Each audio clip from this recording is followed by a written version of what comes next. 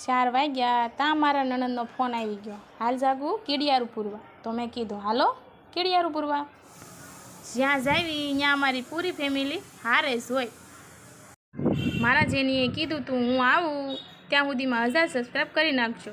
કેમ લાગે છે થઈ જશે? અને આ અમારું બાપા સીતારામનું ગ્રુપ છે. અમે 300 શ્રીફળ લઈને આવી ગયા છીએ સચિન. આ બધા અમારી ફેમિલી છે.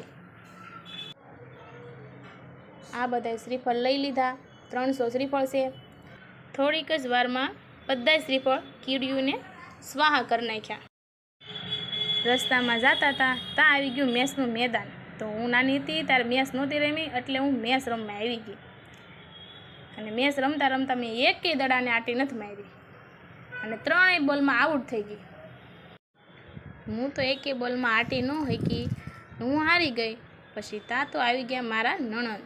મનમાં એમ થતું હતું મારા નણંદ પહેલા જ બોલમાં આઉટ થઈ જાય.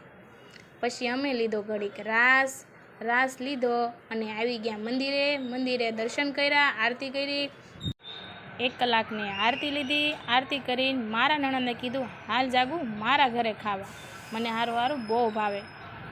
હારું ખવડાવીને મારા નણંદે કીધું જા જાગું હવે તારા ઘરે જઈને સૂઈ જા. જો તમને મારો વિડીયો ગમે હોય તો લાઈક કરજો, શેર કરજો. જય